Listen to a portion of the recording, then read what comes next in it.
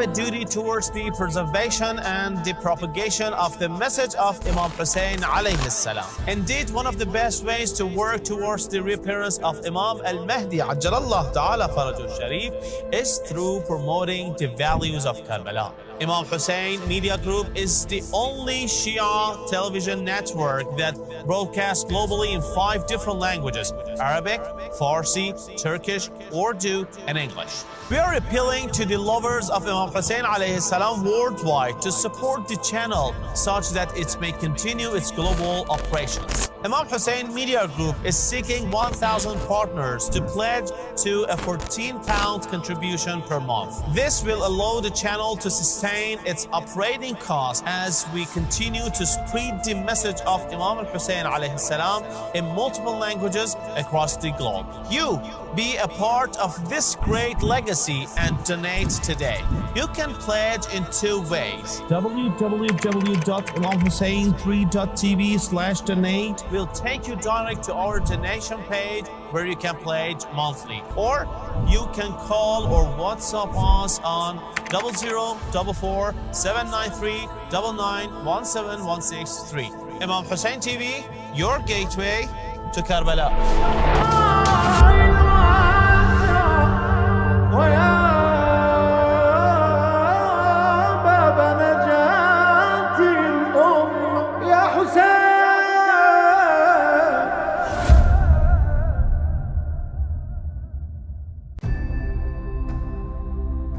Imam Hussein Charity is giving you the chance to provide food baskets for destitute and impoverished families all over Iraq and Afghanistan. So let's see what your donation gets, Ali. We have oil, tomato paste, we have tahini, lentils, sugar, tea, pasta, tuna cans, salt, dates, rice. She would also be receiving fruit, vegetable and meat, and that comes fresh on the day delivery and only costs £30. Brothers and sisters, you can pay via bank transfer, PayPal, or you can visit www.imamhusseincharity.com. Your donation can make a world of difference in the life of a hungry child.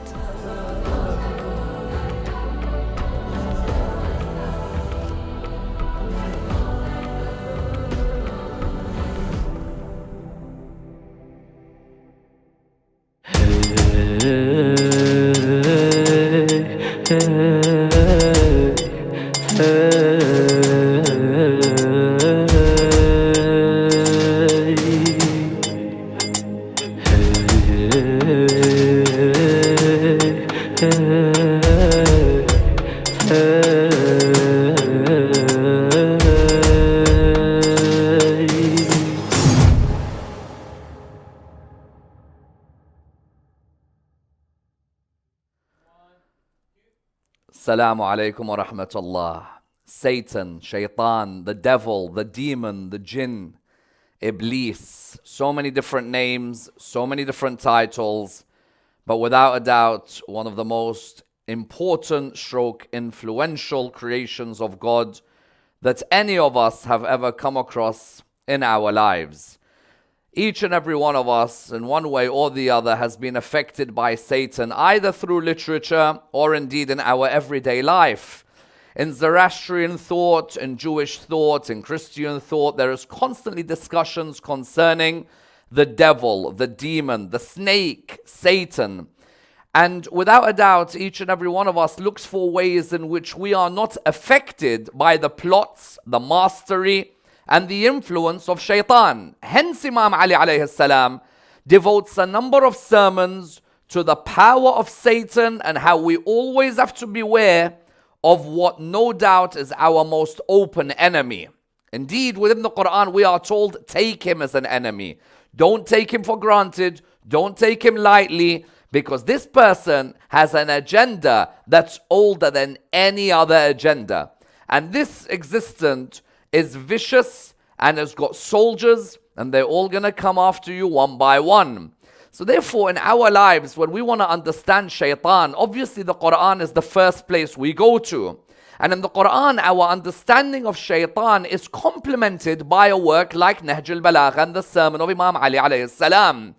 The sermon of Imam Ali that discusses Satan the most, amongst other sermons, is Sermon 191 in this particular copy of Nahjul Balagha. It may be Sermon 192. Like I've said throughout my lectures on Nahjul Balagha, understand one thing, it could be 1 or 2 either way in terms of numbering when I give you a sermon or a number of a letter or the number of a saying. In this copy, it's Sermon 191. And this sermon is known as Al-Qasi'ah. And the reason it's known as Al-Qasi'ah is because literally it is a disparagement and all-out attack on shaitan. Remember one thing we always say, whenever you hear about a sermon of Imam Ali alayhi salam or a letter of Imam Ali alayhi salam in Nahjul Balagha, more often than not, it's Imam Ali alayhi salam discussing the period within which he's living or what's just occurred shortly before. And it's as if Imam Ali alayhi salam, when he discusses Satan in this sermon, what he's doing is really telling us that Muslim society at any moment has to be careful that it doesn't get affected by the machinations and the work and the plots of shaitan. The devil can affect us in many different ways. There are so many sins that occur in society whose origin is a satanic whisper. Amongst the sins that you see in society today, I don't need to name them one by one, but you'll find in one way or the other, it was a desire that may have been hidden, a line that was always drawn, and then he has allowed you to pass that line, or he's allowed that desire to emerge. And so what we see when we look within Nahjul Balagha, in Sermon 191, Imam Ali alayhi salam, in a way gives a tafsir of the Adam, Satan, Eve, angelic, heavenly story within the Quran. Because we know within the Quran, whether you go to Surah Al-Baqarah, Surah 2 of the Quran, or whether you go to Surah Al-A'raf, Surah 7 of the Quran, which I would think are the 2 chapters that discuss Adam versus Satan, you'll see that Imam Ali alayhi salam, being the walking Quran, is the one who elaborates on Satan and the influence and the mastery and the strategy and of course the viruses that Satan can affect in each and every one of us. Now, when we're looking at shaitan, shaitan is the last of 4 titles that I want you to think about when you're looking at Satan. If you look within Islamic literature, you'll see that the first name of this particular existence that we know as the devil, the first seemingly is Harith. Harith moves on to who? Azazil. Azazil to Iblis. Iblis to Shaitan. Shaitan to an army of shayateen. Now what do I mean by this? Remember that Satan in the origin when he was Harith was a jinn and amongst the good jinn. Seemingly they had settled in a world which was a world full of good and evil, but he seems to be of the best of them. He's then allowed to mingle in the company of angels. He doesn't just mingle in the company of angels, he is one of the most devout worshippers of God. In Sermon 191, you found that the name Azazil, which of course refers to God's dear one, he's God's dear one because he's worshipped God not for a year or 2, not for 20 or 30 years, not for 50 or 60 years, not for 80 or 90 years. But in Nahjul Balagha, Sermon 191, Imam Ali alayhi salam says you should take a lesson from what God did to Shaitan with Satan. Namely, he nullified his great acts and extensive efforts on account of the vanity of one moment. Although Satan had worshipped God for 6,000 years. Imagine, Satan had worshipped God for 6,000 years. When he was known as Azazil, he was known as God's dear one. God's dear one, what does this imply? Someone who was observant of what God would have wanted, may have not been made on obligatory on him, but he loved to worship and he would be in a state of prostration. But what's amazing is that some of us think we're greater than Satan, and we've only been worshipping God for a few years. There are some people who've only started praying this holy month of Ramadan. There are others who don't even pray, And you'll still see them saying, A'udhu billah min ash-shaytan ar-rajim. Habibi, you don't even pray. Why you got to worry about Satan? Satan's already finished you. You'll find that Satan within Nahjul Balagha, Imam Ali alayhi salam says that Satan worshipped God for 6,000 years or more. I am proud when I've worshipped God and been religious for 2 years, 5 years, 8 years, 15 years, 20 years, 6,000 years, my dear brothers and sisters. In Nahjul Balagha, Imam mentions 6,000 years, Shaitan, Satan, had been in the company of the angels. He was worshipping God for 6,000 years. And you know, by the way, 6,000 years, I don't know if they are the years of, listen to what Imam Ali says, whether by the reckoning of this world or of the next world is not known. Because you know that one day in this world may be thousands of years in the hereafter. So we don't know, for example, one day in that world, maybe thousands of years over here. So we don't even know what 6,000 could even mean. It could mean a really great number. But what's amazing about Satan is that 6,000 years of worship, of prostration, it takes one moment of vanity and all of your actions are nullified. What does this lesson teach us? It teaches us it doesn't matter how many years someone has been a Muslim. It doesn't matter how many sujood or prostrations they have done. It doesn't matter how much knowledge they have. It doesn't matter how much of the Quran they know. It doesn't matter how close they are in family to the Prophet Muhammad, peace be upon him, and his family. All it takes is one arrogant comment towards God or towards the Prophet of God, and then they become hizb of shaitan rather than the hizb of God. In our lives, we normally judge that if a person, for example, is from such and such lineage, or a person is from such and such family, then that person automatically is one of God's chosen people.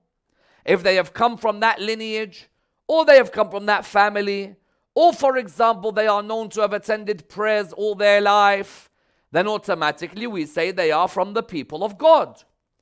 But if that person has an action that they perform, that is an action similar to that of shaitan, when we see that Satan, what happens with him? Satan, as Nahjul Balagha describes in this particular khutbah, what does it say? Imam begins, of course, by praising God. Praise be to Allah who wears the apparel of honor and dignity and has chosen for himself instead of for his creation. He has made them inaccessible and unlawful for others. He has selected them for his own great self and has hurled a curse on him who contests with him concerning them. Of course, God chooses his prophets, curse on those who attack those prophets. Then he put his angels on trial concerning these attributes, meaning on trial concerning the attributes of obedience, vanity, arrogance, in order to distinguish those who are modest from those who are vain. Therefore, God, who is aware of whatever is hidden in the hearts and whatever lies behind the unseen, said, verily, I am about to create man from clay. And when I have completed and have breathed into him of my spirit, then fall into prostration in obedience to that man. And they fell into prostration in obedience, all the angels together, except Iblis. We have another name. We started with Harith, then we moved on to what? Azazil. Now we move to Iblis. Why Iblis? When he was Azazil, he was God's dear one. When he was Iblis, he was now in a state of despair. Ablasa. He has now been in a state of what? Despairing of God's mercy because of his arrogance. His vanity stood in his way. Listen to Nahjul Balagha. It's as if Imam Ali alayhi salam, his description of what took place isn't just quoting this ayah of the Quran that I quoted from Surah 38, verse number 71 to 74. But Imam Ali speaks like Imam Ali was there. His vanity stood in his way. Consequently, he felt proud over Adam by virtue of his creation and boasted over him on account of his origin. Thus, this enemy of Allah, notice how we are told in the Quran and in this sermon of Nahjul Balagha, take shaitan as an enemy. In the Quran, there are many enemies, but Allah warns us that this one you have to take as an enemy. Take this enemy of God. Because Allah is what? Allah is the one who is the leader of those who boast. No one else can have that pride like Allah subhanahu wa ta'ala. But this person is what? He becomes the forerunner of the vain. It is he who laid the foundation of factionalism.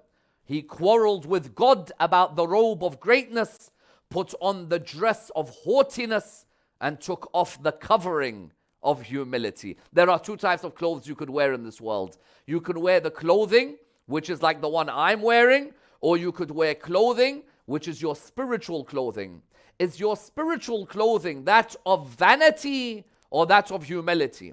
Is your spiritual clothing of a person who thinks he's better than the rest of God's creation, or a person who believes that all of us are creations of God and all of us are equal, except that our God consciousness is that which makes a differentiation between one and the other? Do you not see how Allah made him low on account of his vanity? In a way, Imam Ali is talking also to the people of his time, those who were with the Prophet, peace be upon him, and his family, and have become quite arrogant with their behavior, ready to go into civil wars, ready to fight the Khalifa of their time. We'll come to that very shortly. Do you not see how Allah made him low on account of his vanity and humiliated him for his pretending to be high?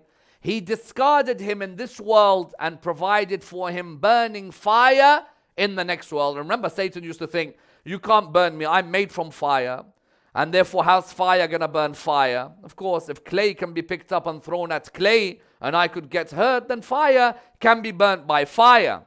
Then God says that, you know what Imam Ali says about God? If Allah had wanted to create Adam from a light whose glare would have dazzled the eyes, whose handsomeness would have amazed the wits, and whose smell would have caught the breath, he could have done so. If God wanted to, God doesn't have to create Adam from clay. God could have created Adam from much higher than fire, from a light that would have dazzled the eyes. But why then did God create Adam from clay? For what reason? If he had created Adam from a light that dazzled, then the people, Imam Ali says, they would have bowed to him in humility, and the trial of the angels through him would have become easier. But God, the glorified, Imam Ali says, tests his creatures by means of those things whose real nature they do not know, in order to distinguish good and bad for them through the trial, and to remove vanity from them, and keep them aloof from pride and self-admiration. You should take a lesson from what Allah did with shaitan. Now, how many names do we have? We started with his name being Harith. Then we said his name was Azazil. Then we came to the name Iblis. Then we came to which name here in Nahjul Balagha? We came to shaitan. Shaitan, shatana, the verb is indicating what? The one alienated from the truth completely. One act of takabbur. You have kibr, you have takabbur. Kibr might be something I keep inside. I might look at the creation of God and be like, you know what? Who's he? Why is she looking at me? Who are they? Takabbur is when I openly express it and say, I'm created from fire and he is created from clay. Sometimes someone has kibr. Sometimes someone is a mutakabbir. Someone with kibr is what? Someone with kibr might keep it inside. Yes, they think they're better than you, but they don't say it publicly.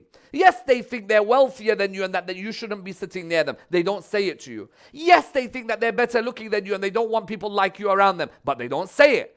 Al-Mutakabbir is the one who shaitan has whispered for them to reach that level. Shaitan has given them the option of saying what they feel inside against others.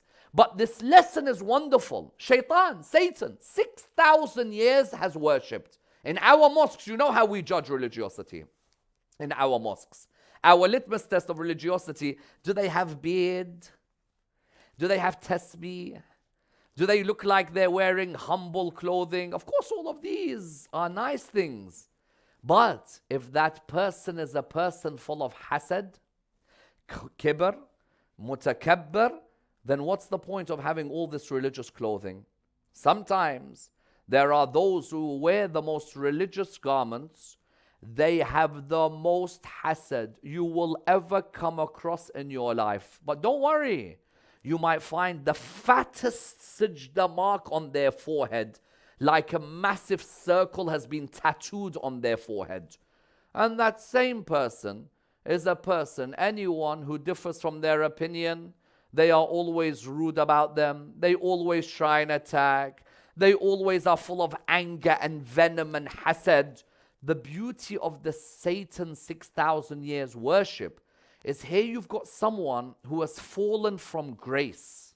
They are always had the image of religious sujood, looking holy, and yet in one moment God exposed the amount of hasad they have within them.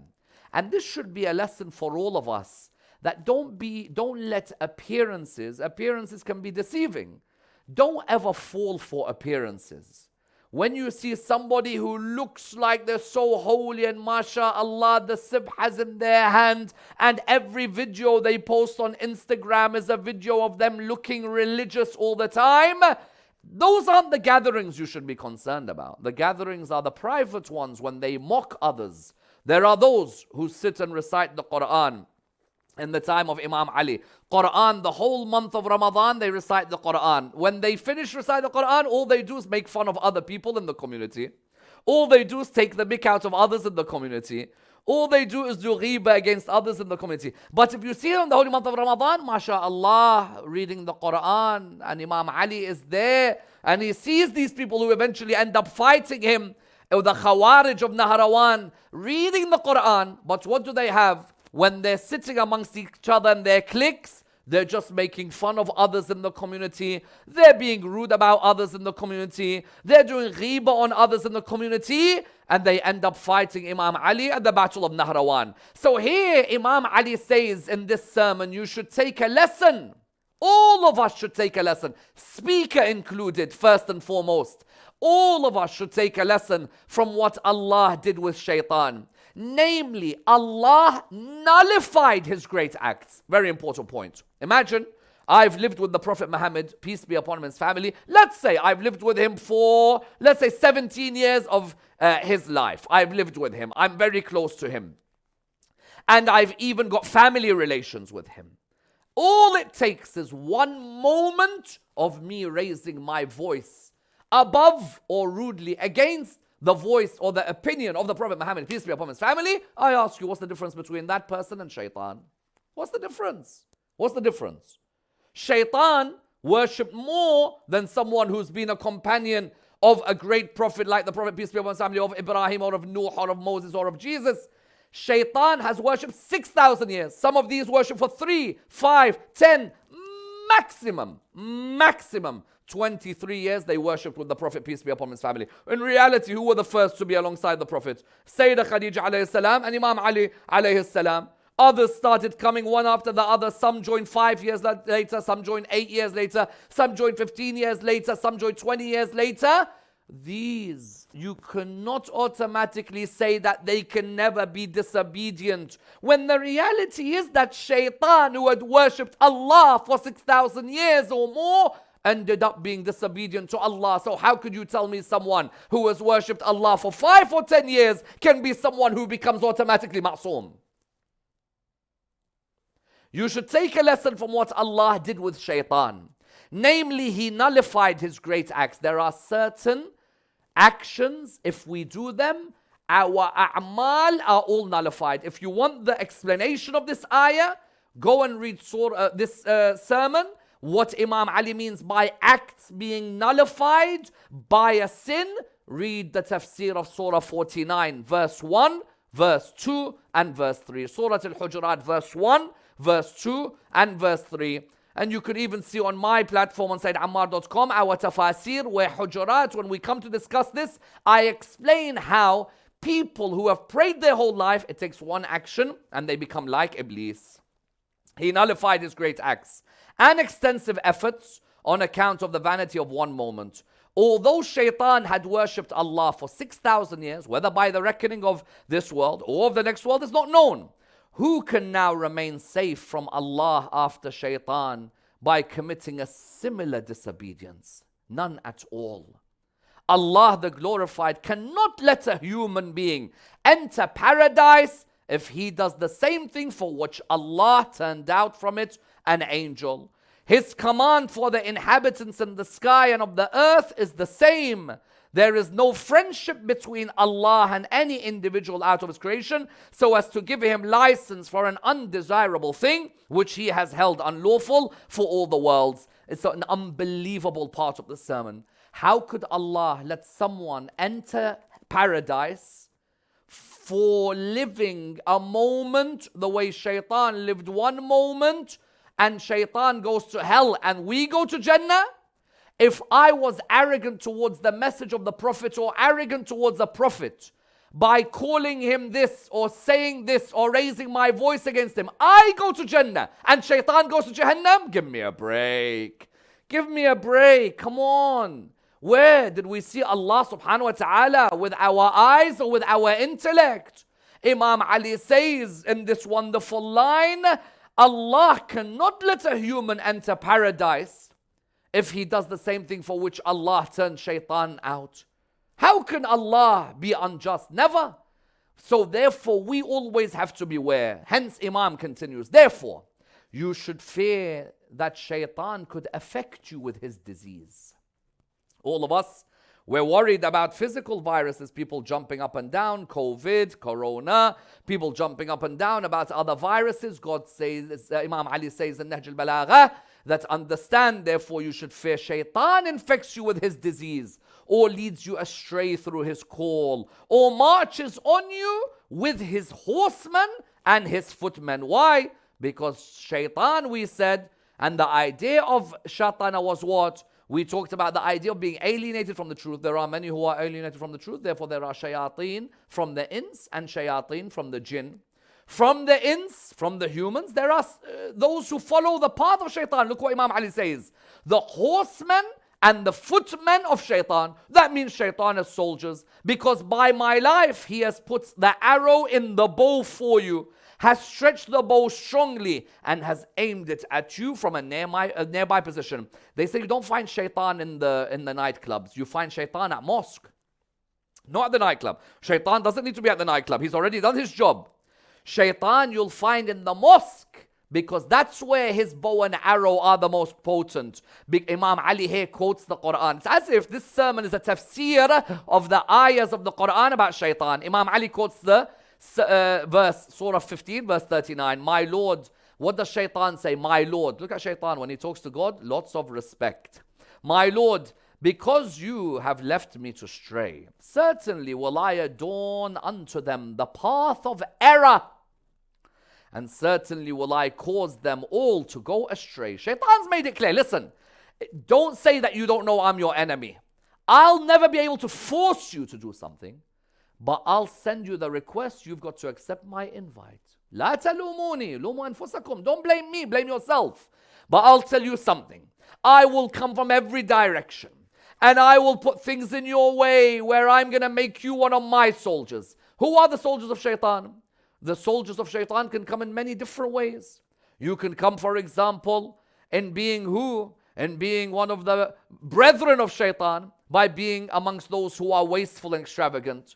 Sometimes my mom says to me that you always have to be careful that you are not wasteful and extravagant in the things that you end up buying, and so on and so forth. And I joke with her and I say, Mom, wallah, I only have this dish dasher. What other dish dasher have you seen me wear other than this one? All of you see this one. And then she might point me to some of the other things. So here you have that in the Quran, the shayateen, who's their brethren? Those who do tabdhir. Yes? Those people who do tabdhir and might be wasteful and extravagant, you can become a brethren of shaitan. Those who sow animosity between mosques, brethren of shaitan. Those who like to always bring out the bad faults of people in any video they do, all they aim, how could we talk about people and their faults? Brethren of shaitan. Shaitan has those people who are their soldiers, the ones who cause fitna, the ones who cause dissension, the ones who tell you we are muslihun, when in reality they are the mufsidun. But they say we are the well-wishers, the peacekeepers. MashaAllah, you're peacekeeping. You know yourself better. May Allah guide you. Although he is Satan, only said this, Imam Ali says, by guessing about the unknown future. When Satan said that I will make the path of error look beautiful and I'll make them all go astray, Imam Ali says when he said this, he was only guessing about the unknown future and by wrong conjecture. Yet the sons of vanity, the brothers of haughtiness, the horsemen of pride and intolerance proved him to be true. Shaitan, when he said to God, you know what, God, let me live and I'm going to make them all go astray. At the time, Shaitan doesn't know how many will join him. But Imam Ali says, no, they're the ones who proved what this ayah, what he said to God to be true. Who? The ones who were the horsemen of pride and intolerance proved him to be true. Subhanallah, one of the soldiers of Shaitan are the intolerant. Intolerant in which sense? There could be a number of meanings here. But even if we look at our own community, we don't have tolerance for difference of opinion among Shia in the community. Within our Shia community, there's no tolerance for difference of opinion. It's my way or the highway. They are with us or they are enemies. They are with us or they are evil. They are with us or they're fighting us. There's tolerance, Baba. There's adab of ikhtilaf. There's tolerance of difference of opinion. But you'll always have anyone who does not subscribe to our way of thought, and this could affect any of us in our community, they become intolerant to them, and you find them being amongst those soldiers who prove Shaitan right. Because what happens? When you're intolerant to others in your community, you've allowed Shaitan to enter that community, and you've allowed people in your community to fight each other, to hate each other, to be enemies of each other. So then Imam Ali says, his greed about you gained strength, and what was a hidden secret turned into a clear fact. He spread his full control over you and marched with his forces towards you. Then Imam Ali says, obviously, if you become someone intolerant, Satan has overtaken you, you've got arrogance and intolerance. What's the result? Then they pushed you into the hollows of disgrace, threw you into the whirlpools of slaughter, and trampled you, wounding you by striking your eyes with spears, cutting your throats, tearing your nostrils, breaking your limbs, and taking you in ropes of control towards the fire already prepared. In this way, he became more harmful to your religion and a greater kindler of flames of mischief about your worldly matters than the enemies against whom you showed open opposition and against whom you marched your forces. You have decided to put all your energy against members of your own community, not realizing that in reality, Shaitan's laughing at each one of you. You've put your energy in the Muslim community at fighting each other, but Shaitan sitting back and laughing. So Imam then warns us. He says, you should therefore spend all your force against Shaitan, not against the members of your community, and all your efforts against him, because by Allah, he boasted over Adam's origin, questioned your position. Don't let Shaitan become your friend when he made fun of you, O human being. Therefore, Imam Ali then turns round and he says something quite beautiful. What does he say? He says that certainly if Allah were to allow anyone to indulge in pride, the main gist of this sermon is that Shaitan was known for his kibr, his takabbur, his arrogance, his pride. Imam Ali turns it around by saying, certainly if Allah were to allow anyone to indulge in pride, he would have allowed it to be his chosen prophets, and of course the imams, the khulafa of those prophets and the awsiya. But Allah the Sublime disliked vanity for them, and he liked humbleness for them. Therefore they laid their cheeks on the ground, smeared their faces with dust. You are Abu Turab, of course. Bent themselves down for the believers and remained humble people. Allah tested these prophets with hunger, afflicted them with difficulty, tested them with fear, upset them with troubles. Don't imagine the Ma'sumin as robots. They went through what you went through and even worse. Do not regard wealth and progeny the criteria for Allah's pleasure and displeasure, as you are not aware of the chances of mischief and trial during this period. Then Imam Ali does something beautiful. He reminds us of the humility of one of those prophets. When Musa, son of Imran, went to Fir'aun, when Moses went to Pharaoh along with his brother Harun wearing coarse shirts of wool and holding sticks in their hands. These are prophets of God. If anyone deserves to have pride and arrogance and vanity, it's them. Never be affected by being arrogant against people in your community. Just because you might be richer than them. Just because you might be more educated than them. Just because you might be better looking than them. Just because, wallah, you don't even come near the dust of the man whose sermon we are studying. You don't come near Moses. You don't come near Muhammad sallallahu alayhi wa alih. He says when Moses and Harun went to Fir'aun, you want to know these are the biggest personalities. They went with coarse shirts of wool holding sticks in their hands. They guaranteed him retention of his country and continuity of his honor if he submitted. But Pharaoh, as another sign of Shaitan's arrogant soldiers, but he said, do you not wonder at these two men guaranteeing me the continuity of my honor and the retention of my country, although you see their poverty and their lowliness? Otherwise, why do they not have gold bangles on their wrists? His criteria was if you had gold all over you, you were a man to be respected. He said so feeling proud of his gold and collected possessions and considering wool and its cloth as nothing. If Allah wanted to, Imam Ali says, He would have opened the treasures and mines of gold and planted gardens and collected around them the birds of the skies and the beasts of the earth. He could have done that for the prophets of God. It would have been so easy for Allah subhanahu wa ta'ala, but Allah gave them better. But Allah makes His prophets firm in their determination and gives them weakness of appearance as seen from the eyes, along with contentment that fills with the hearts and eyes resulting from carefreeness, and with want that pains the eyes and ears. Therefore, you found that in this sermon, Imam Ali alayhi salam talks about the story of Adam versus Satan. He does this in sermon 1 of Nahjul Balagha as well. He does this in other sermons of Nahjul Balagha. Why? Because whether you're Jewish, you're Christian, or you're Muslim, the story of Adam and Satan is the metaphor for life. That either you are a soldier of the Prophet Adam, a vicegerent and representative of godly values on earth, or you are a soldier of shaitan and the representative of arrogance, pride, vanity and envy on the earth. Imam Ali alayhi salam, in his time, he says that unfortunately, there were certain personalities who were known companions of the Prophet, peace be upon his family, who shaitan managed to affect them. The same way Satan had worshipped for thousands of years, but his vanity overtook him, Satan was able to affect others. For example, go to Sermon 10 of Nahjul Balagha. In Sermon 10 of Nahjul Balagha, Imam Ali talks about this in particular case of who? He talks about this in the particular case of Talha and Zubair. Talha and Zubair had of course been raised with Imam Ali alayhi salam, and you see Imam Ali when talking about them, what does he say? He talks about Talha and Zubair. Remember, Talha and Zubair had been the ones who had violated the oath that they had made with Imam Ali when he became Khalifa, set out for Basra to fight Imam Ali at the Battle of Jamal. Did they look religious? Yes. Did they pray? Yes. But what overtook them? Vanity and pride. But they prayed. Did they know the Quran? Yes. Did they have a sibha in their hand? Yes. Were they known as companions of Rasulullah sallallahu alaihi wasallam? Yes.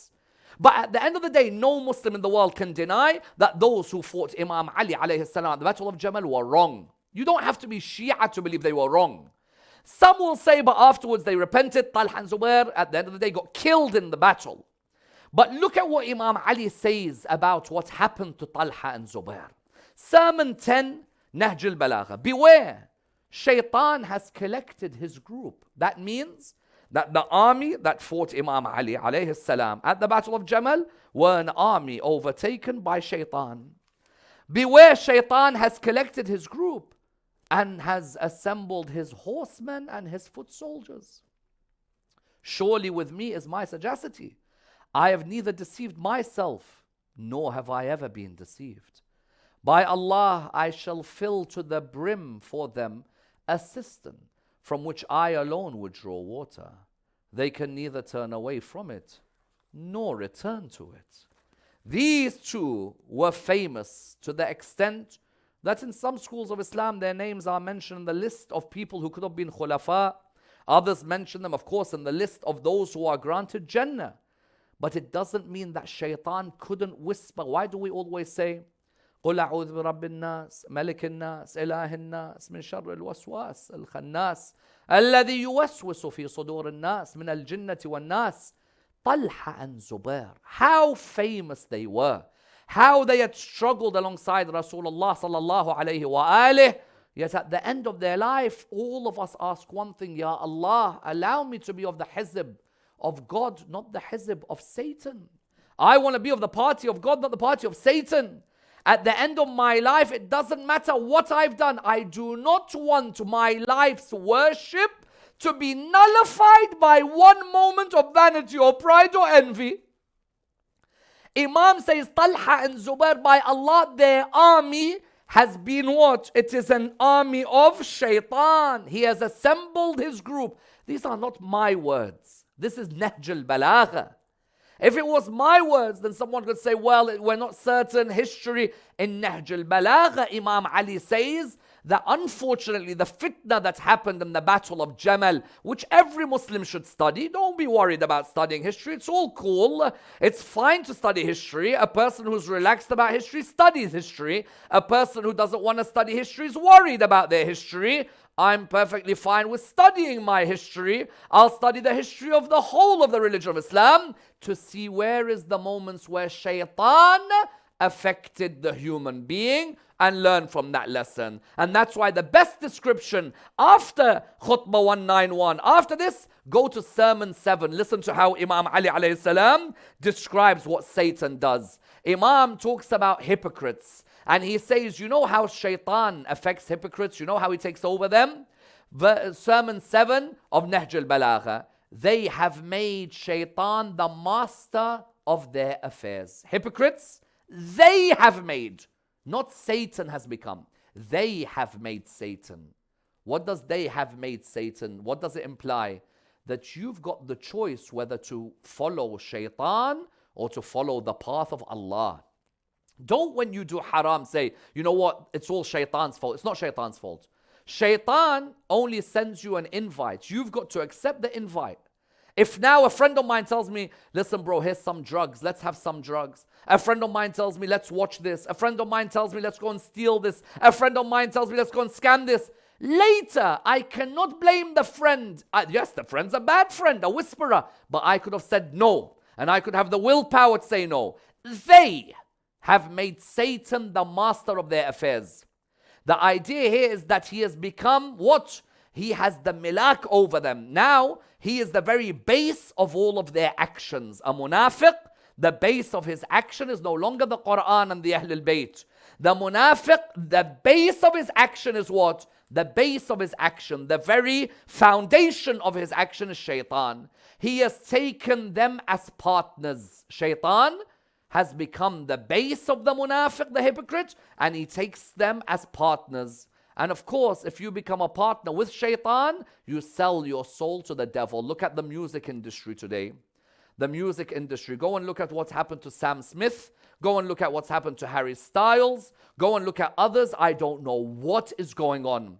1 minute Beyonce, the next minute Aguilera, the next minute Jay-Z, Kanye West, I don't know if he's in, out, God knows what's happened to their minds. And what are we doing? We are addicted to music, not realizing one of the soldiers of shaitan, the Dajjal, the Illuminati and that movement is to make you addicted, become a zombie. I can't sleep unless I listen to music. I can't go to gym unless I listen to music. I can't drive unless I listen to music. How have you fallen for shaitan when Nahjul Balagha was the antidote explaining the effects of shaitan?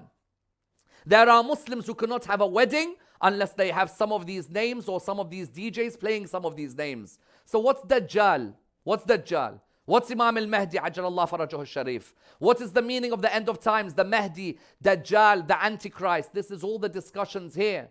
Ask yourself, have I made Satan my partner? There are music videos now and people tell me, is music haram? No, there are certain types of music which is a music that doesn't bring about immorality. Some of the ulama have allowed certain types of music, but there's a music that allows for cursing, allows for even pedophilia, allows for content which is destructive, where you see even people wearing devil costumes.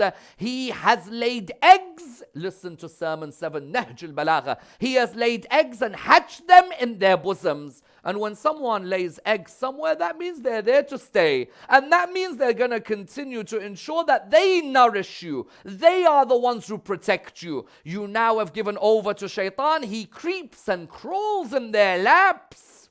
Satan, when he takes over you and you become his partner, when you take him as your wali, then he begins to lay eggs and he begins to settle and he intends to be there for a long time. In this way, he has led them to sinfulness and adorned for them foul things like the action of one whom Satan has made his partner in his domain and speaks untruth through his tongue. What has he done? He leads you to sin and adorns for you. زَيَّنَ لَهُمْ أَعْمَالَهُم is one of the clearest ayahs in the Quran. It is complemented in Nahjul Balagha that he makes that which is haram, prohibited, look beautiful. How many have done prohibited things which the church doesn't allow, which the synagogues didn't allow, which the mosques didn't allow, but Satan made their act beautiful? How many felt that what they were doing when they were sending messages about people's lives and reputations, Satan made it look beautiful?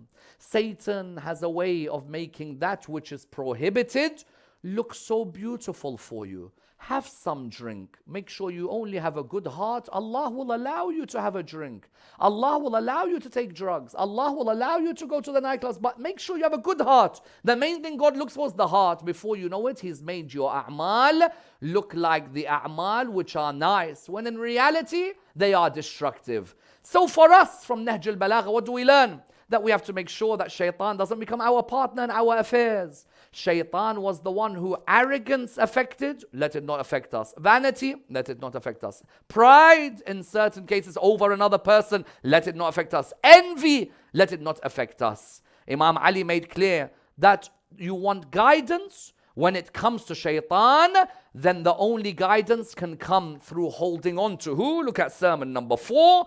Through us, you got guidance in the darkness and secured high position.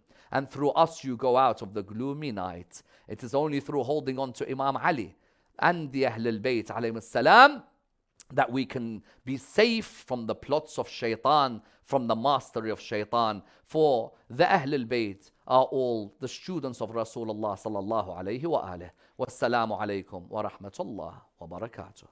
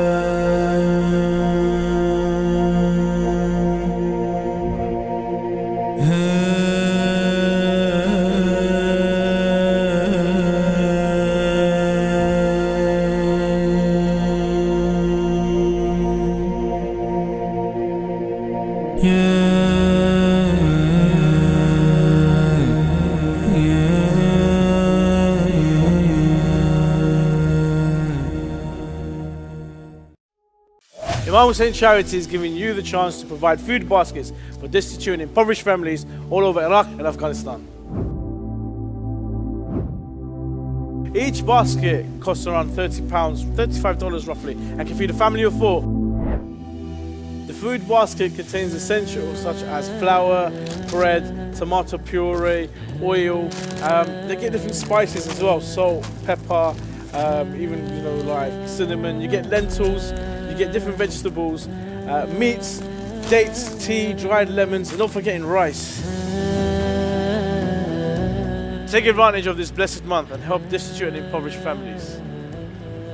You can pay via bank transfer, PayPal, or visit us at www.imamhusseincharity.com. Give the gift of a healthy meal to a family in need by donating to our food basket campaign.